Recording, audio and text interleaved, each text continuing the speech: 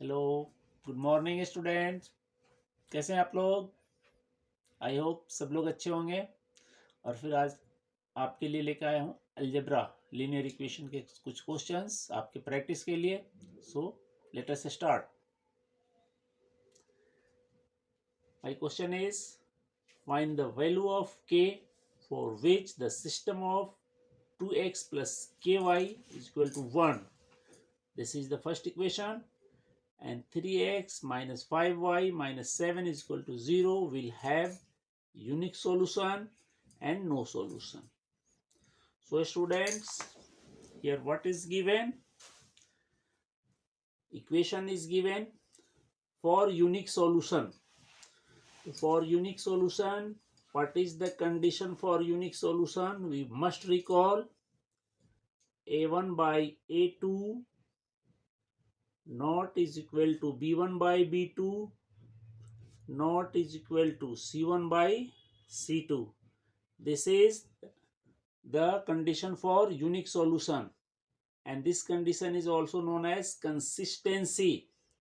Consistent है ये equation. If solution, अगर सॉल्यूशन है तो this is called consistent equation. ये कंसिस्टेंट है कह रहे हैं। तो 2x मतलब a1 इज इक्वल टू 2 और a2 is equal to 3 naught is equal to b1 is equal to k और b2 is equal to -5। It means ये हुआ by cross multiplication 3k naught is equal to -5 to ज़ा -10 और k -10/3 naught is equal to. तो this is the value of k for which this equation has unique solution, मतलब consistent होगा। ये unique solution को क्या कहते हैं?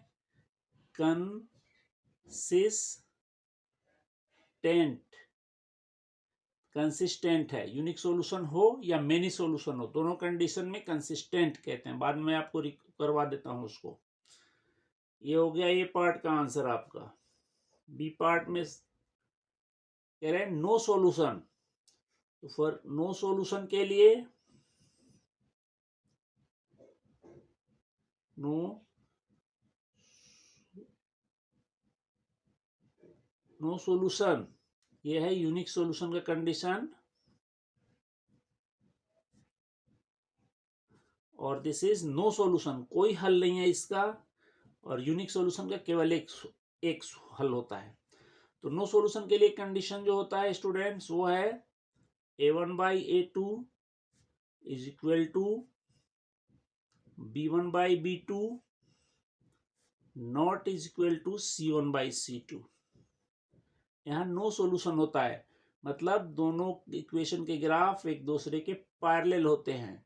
और यहाँ पर दोनों इक्वेशन के ग्राफ एक दूसरे को कहीं ना कहीं एक पॉइंट पे इंटरसेक्ट करते हैं, इसलिए एक पॉइंट कॉमन होता है, यूनिक सॉल्यूशन होता है। इसको भी रिकॉल कर लीजिए। तो यहाँ a1 by a2 2/3 is equal to b1 by b2 यानी k/-5। इसका मतलब ये हुआ कि -3k इज इक्वल टू -10 और k इज इक्वल टू -10/3। तो ये आंसर हुआ k के इसी वैल्यू के लिए this system of equation will have no solution.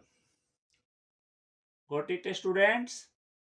तो ये फर्स्ट है यूनिक सॉल्यूशन। यूनिक सॉल्यूशन के लिए k का वैल्यू -10/3 नहीं हो सकता, बाकी सारे वैल्यूज हो सकते हैं। और यहाँ पर क्या कहते हैं, नो सॉल्यूशन के लिए k का वैल्यू -10/3 होगा और कोई वैल्यू इसका नहीं होगा। ये दोनों में डिफरेंस है। Okay students. और एक और होता है फॉर मेनी सॉल्यूशन। तो मेनी सॉल्यूशन के लिए एक्स्ट्रा मैं बता दे रहा हूं, मेनी सॉल्यूशन या इनफाइनाइटली मेनी सॉल्यूशन। ठीक है, तो उसके लिए कंडीशन है a1 by a2 is equal to b1 by b2 is equal to c1 by C2।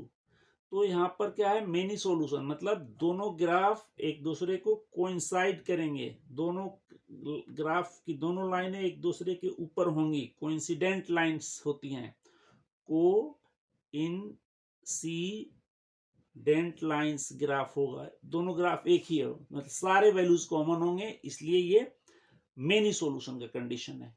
तो ये मेनी सॉल्यूशन, ये भी कंसिस्टेंट होता है, ये भी कंसिस्टेंट, और सॉल्यूशन है वन सॉल्यूशन ये भी कंसिस्टेंट, और नो सॉल्यूशन ये कहलाता है इनकंसिस्टेंट। ठीक है, तो ये आप याद कर लेना, आपके एनसीईआरटी में भी दिया हुआ है। तो this is first question done. Now come to the second question. यहां पर है solve the following equation by the method of elimination. तो स्टूडेंट्स, ये सिस्टम ऑफ इक्वेशन आपको दिया हुआ है, और इसको एलिमिनेशन वाले मेथड से, एलिमिनेशन मेथड क्या होता है मैं भी आपको बता रहा हूं। x/3, सॉरी आप एक काम करिए, यहाँ पे ये इक्वेशन आपको दिया हुआ है। एलिमिनेशन के मेथड में हम क्या करते हैं, x वाले टर्म को या y वाले टर्म को एलिमिनेट करते हैं, हटा देते हैं कुछ ऐसा करके। तो हम क्या करते हैं एक्चुअल में, यहाँ पर हम कर लेते हैं, देखिए y/4 है, y/8 है, हम किसी ऐसे नंबर से मल्टीप्लाई करें कि ये y वाला टर्म इक्वल हो जाए और वो एलिमिनेट हो जाए। फॉर एग्जाम्पल, यहाँ पर इसका कोफिशियंट है 1/4 और इसका कोफिशियंट 1/8, तो इसको हम कर सकते हैं मल्टीप्लाई किससे, 1/8 से, और इसको कर दें 1/4 से। डायरेक्ट करना, ये कोई अज्यूम करके करते हैं, उसमें बच्चे और कंफ्यूज होते हैं। ठीक है, तो हम 1/8 से ये पूरे इक्वेशन को मल्टीप्लाई करेंगे, 1/4 से पूरे को मल्टीप्लाई करेंगे, तो 1/8 x/3 इंटू 1/8 कितना हो जाएगा, x/24। तो ये वाला टर्म होगा x/24 प्लस ये इसको मल्टीप्लाई करेगा तो y बन जा y, और 4 8 जा 32। देख लीजिए यहाँ पे y/4 इंटू 1/8 कितना हो जाएगा, y बन जा y, और 8 चुके 32, ये सही है। और ये दोनों मल्टीप्लाई होंगे, 4 इंटू 1/8 ये हो गया 1/2। सिमिलरली इससे हम पूरे इक्वेशन को मल्टीप्लाई करेंगे, तो करेंगे तो क्या होगा, 5 1 जा, यहाँ पर 5x हो जाएगा, 6 4 जा 24 हो गया, प्लस, सॉरी प्लस नहीं, यहाँ माइनस है, बड़ा सा माइनस है, मैं गलत कर गया, सॉरी, y बन जा y,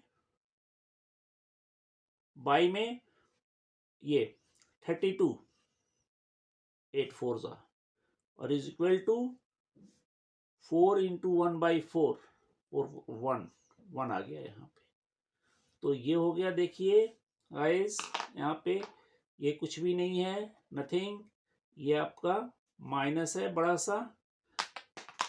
अब देखिए हमने इसको क्या कर लिया, इक्वेट कर लिया, अब ये दोनों टर्म्स इक्वल हो गए। अब यहाँ से ये एलिमिनेट हो सकते हैं। एलिमिनेट कब करते हैं, देखिए अगर हम इस इक्वेशन और इक्वेशन को प्लस करें तो ये प्लस साइन और ये माइनस साइन एक दूसरे को मतलब इसका जीरो हो जाएगा, एलिमिनेट हो जाएगा अपने आप से। तो इस तरह से हम करेंगे, this term and this term will be cancel out by adding.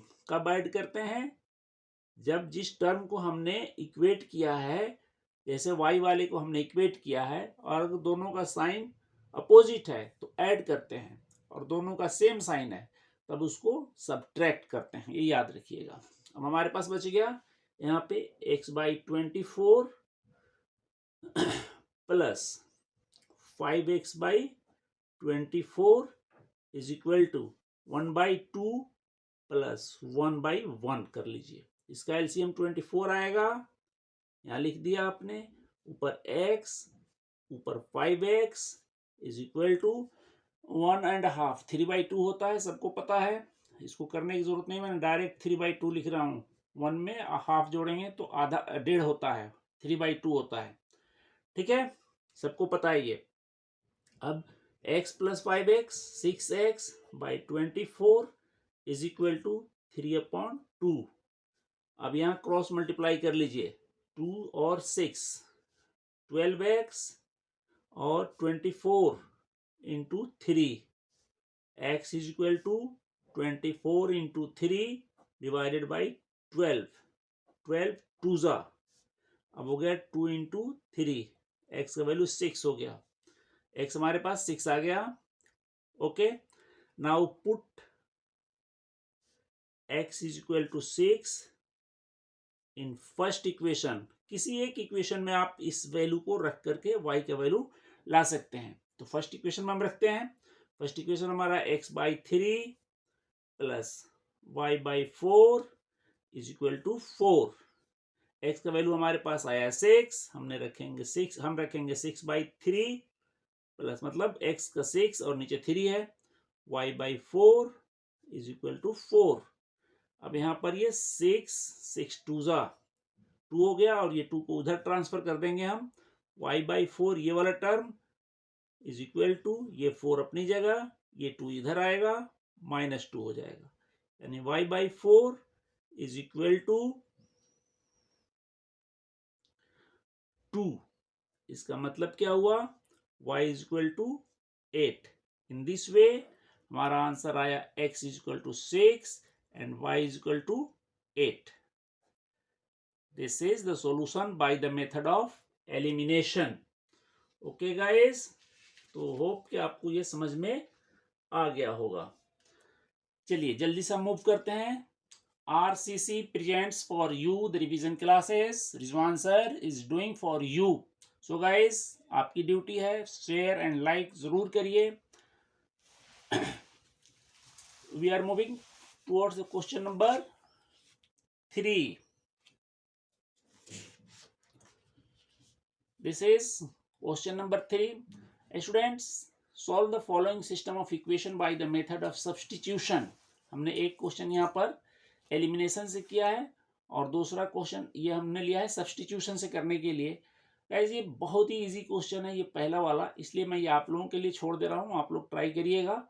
इसका आंसर मैं बता दे रहा हूँ आपको कि x इज इक्वल टू 0 आएगा और y इज इक्वल टू 3 आएगा। इसको खुद solve. So student, fourth question is solve the following equation by the method of substitution. तो इसमें इस इक्वेशन को हमें सब्सटीट्यूशन मेथड से करना है, हम करके देखते हैं। Take the first equation is this, second equation is this. इसमें से किसी एक वेरिएबल का वैल्यू फाइंड करिए और उसको दूसरे में पुट कर दीजिए। For example 4x plus y/3 is equal to 8/3। हम चाहते हैं कि इसमें से x का वैल्यू निकाल लें in the term of y। तो कैसे निकलेगा, 4x इज इक्वल टू 8/3 ये, और y को हमने इधर ट्रांसफॉर्म कर लिया, y/3 हो गया। हमने इसका एलसीएम लिया, 3 आया, यहाँ आएगा 8 माइनस y। ये सब चीजें 10th के स्टूडेंट्स को बताया नहीं जाता, ये प्लस माइनस करना सबको होना आना चाहिए। तो in this way x is equal to 8 minus y/3 और ये 4 यहाँ नीचे आएगा, तो हमारा हो गया 8 minus y/12। This is the value of x in term of y। ये x का वैल्यू y के टर्म में निकल के आ गया आपके पास। अब आप क्या करेंगे स्टूडेंट कि x के इस वैल्यू को सेकेंड इक्वेशन में सब्स्टिट्यूट करेंगे। तो लिखेंगे आप सब्स्टिट्यूटिंग द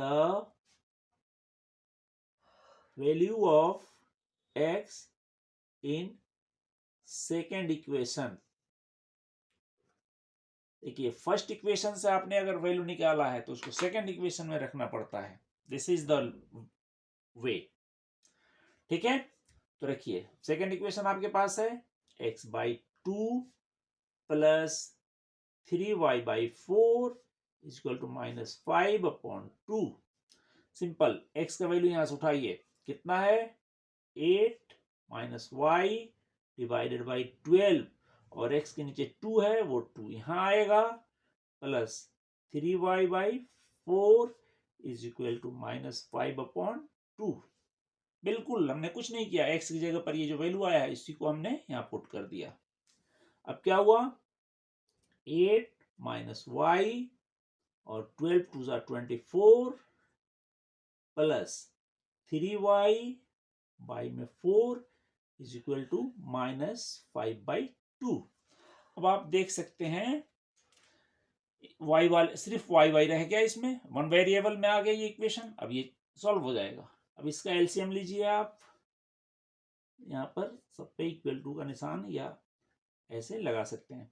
24 एलसीएम आएगा, 24 1 जा, यहाँ पे आएगा 8 - y। मैं बार बार कह रहा हूँ कि 10th क्लास के बच्चों को ये फ्रैक्शन का एडिशन सब्सट्रैक्शन ये सब में मास्टरी होनी चाहिए।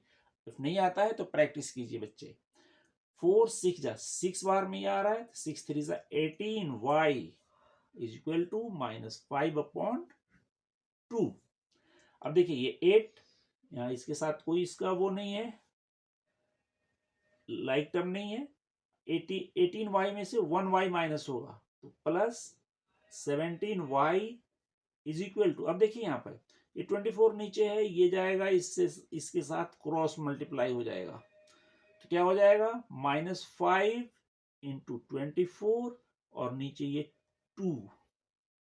ठीक है, अब 2 क्या करेगा गाइस, आपको 2 से ये डिवाइड हो जाएगा 12। ठीक है ना, तो कितना बचा आपके पास, यहां बच गया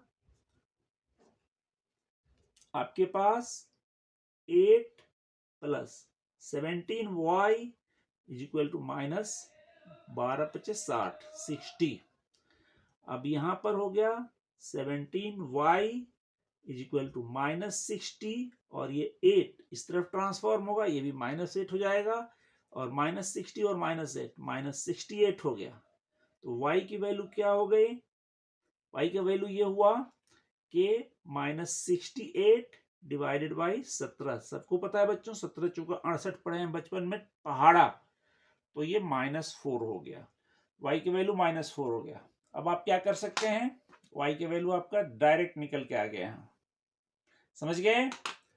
अब x का वैल्यू आपका निकला पड़ा है पहले से, यहाँ पे देखिए वहीं रख दीजिए, x is equal to 8 - y by में 12, x इज इक्वल टू 8 -4, तो -4 रख दीजिए यहाँ पे divided by 12, x is equal to 8 minus plus, ये इतना सारा स्टेप नहीं लिखा जाता है लेकिन आप लोगों को समझाने के लिए एकदम एक एक स्टेप लिख रहा हूं। तो 8 + 4 12, 12/12 is equal to 1। in this way x is equal to 1 and y is equal to -4. this is the answer। तो इस तरह से स्टूडेंट्स हमने सब्स्टिट्यूशन से और एलिमिनेशन से दोनों तरीके से आपको सिखा दिया। होप आप लोगों ने समझा होगा। Thank you. हमने देखिए द सम ऑफ 2 डिजिट, ये वर्ड प्रॉब्लम है, the sum of 2 digit number and the number obtained by reversing the order of digit is 99। फटाफट स्टूडेंट्स आप लोगों को पहले 2 डिजिट नंबर आप लिखिए। 2 डिजिट नंबर जो आपका होता है उसका स्टैंडर्ड फॉर्म 2 डिजिट नंबर क्या होता है, 10x + y, ये होता है 2 डिजिट नंबर।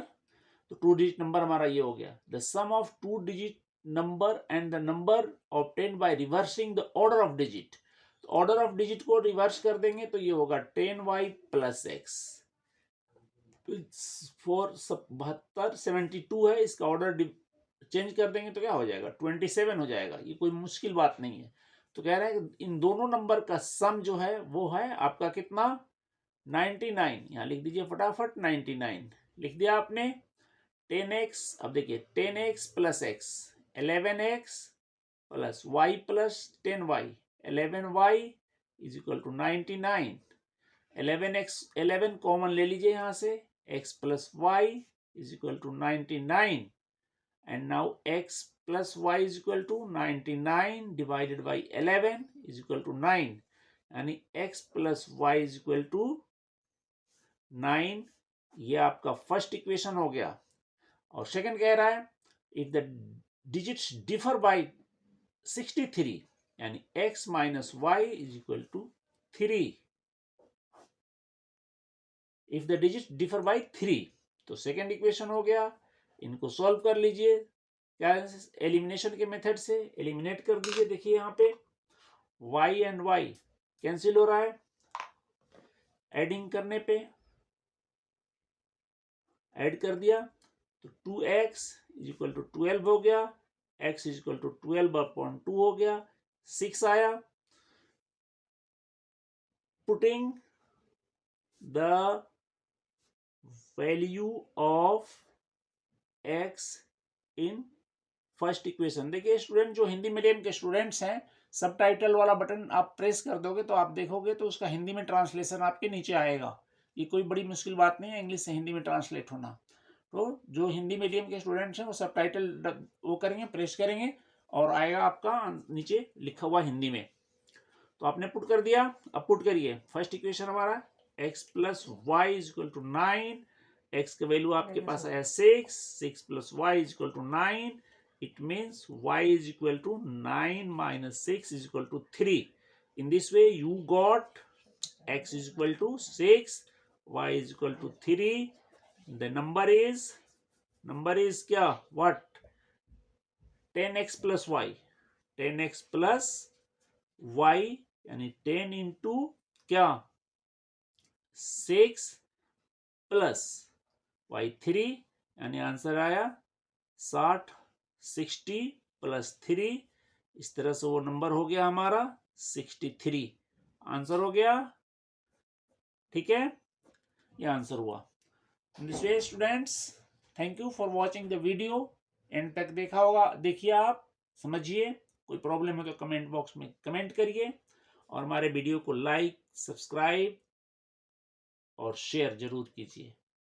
ये रिजवान सर आपसे रिक्वेस्ट कर रहे हैं। Thank you.